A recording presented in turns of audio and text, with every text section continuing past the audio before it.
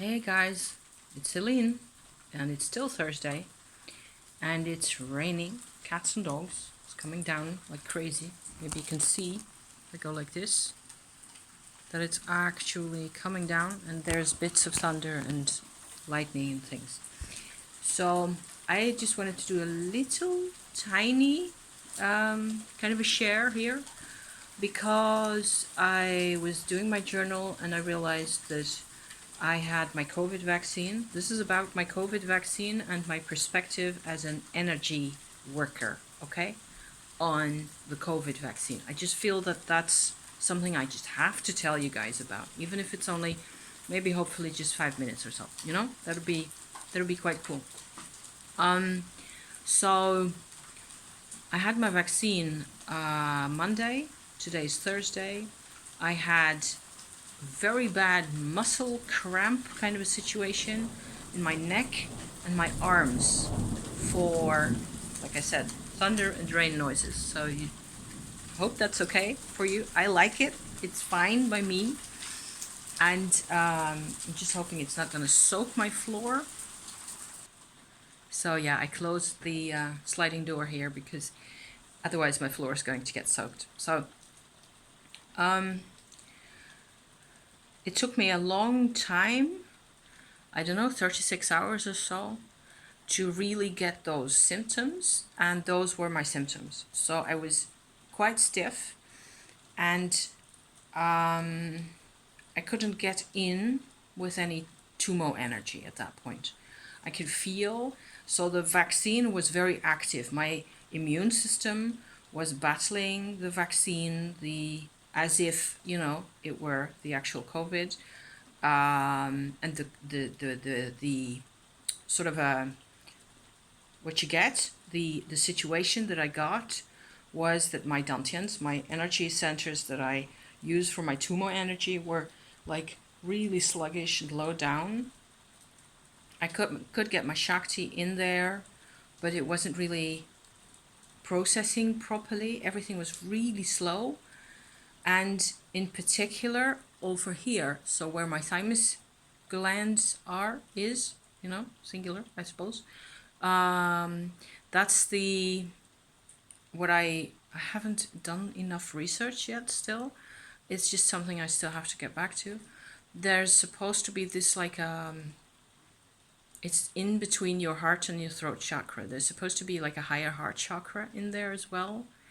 And it's the same as the thymus gland, and it's the only thing I read about this so far that made sense to me was that it is like a connecting, like a railway station for your meridians in your body. Okay, so that was completely immobilized. And from my Tumo knowledge that I have by now, thank goodness, getting the knowledge first, actually during the winter in December and January, I was working on this area with my Tumo in a lot of detail. I got this sort of an anatomical perspective in here where I can feel like there's a kind of a shield in here that's natural to the front, so just inside my ribs, really.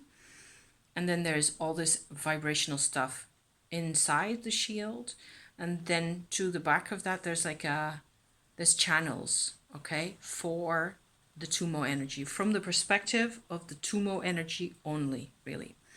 And if you look at me from the side like this, you'd have this shield and you'd have all these tunnels or channels going in a horizontal line to my backbone. So I know those channels fairly well by now. They tend to be open. There was quite a bit of work getting my tumo at that level, working on that. And it was even painful in the beginning, the first week of doing that. There was a couple of times where it wasn't like it was painful all the time, but I had to also get used to it. And there's even a memory now that I speak of it, of how that felt deep in there. So I had to do a lot of trusting the Shakti, to get that to work properly, to get done whatever needed to be done. And there was detoxing as well going on in there as well. So this the effect of the COVID, okay, of the vaccine, I should say, centered higher up, not in my heart area, and not in my dantian, and not in my heart area. And there's a couple of channels going to the back through there behind the shield, and there's at this level. So, like right here, there's what feels to me like a channel, a smaller channel that's just under the thymus going to the back right there.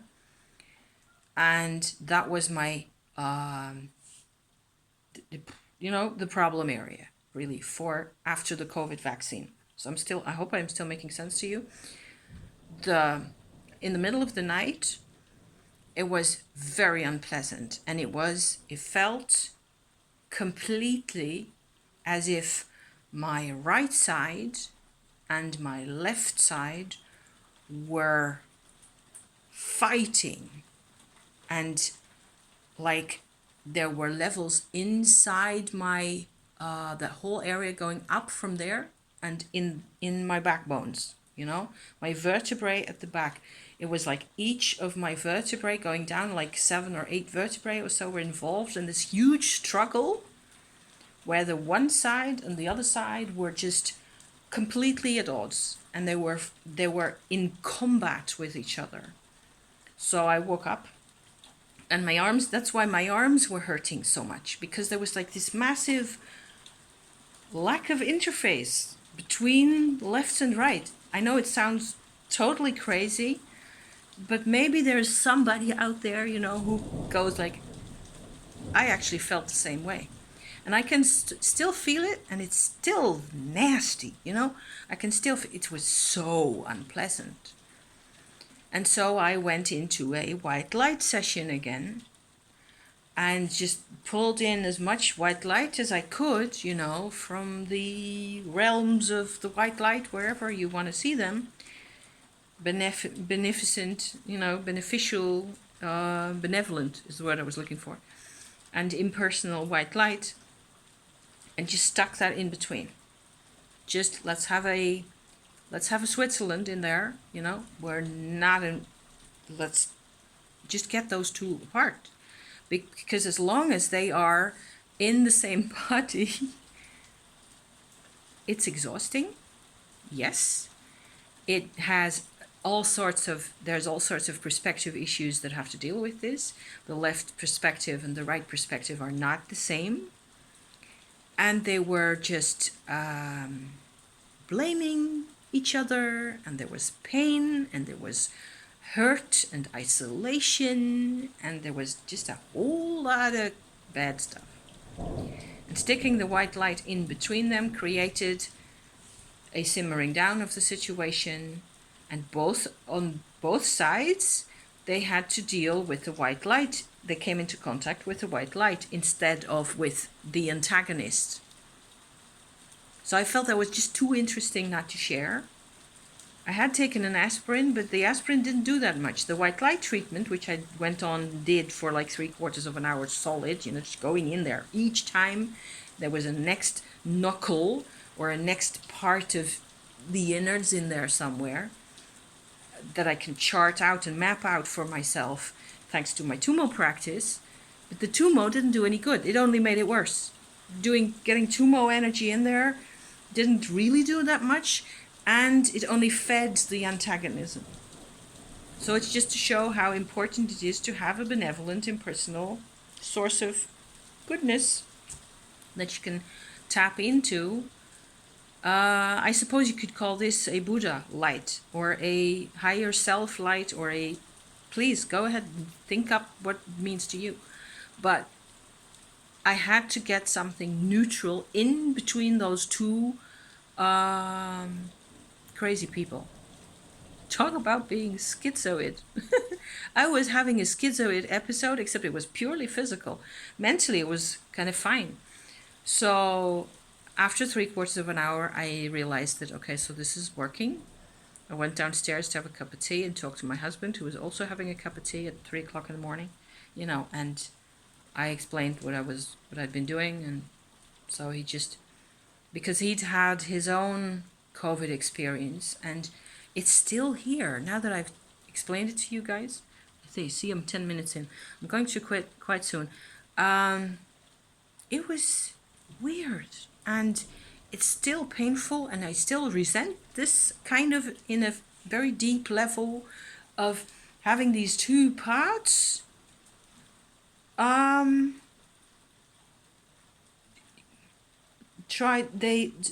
COVID just does this to you, where it plays out those two halves of you that belong together, only suddenly they see each other as enemies, total enemies, because of something there.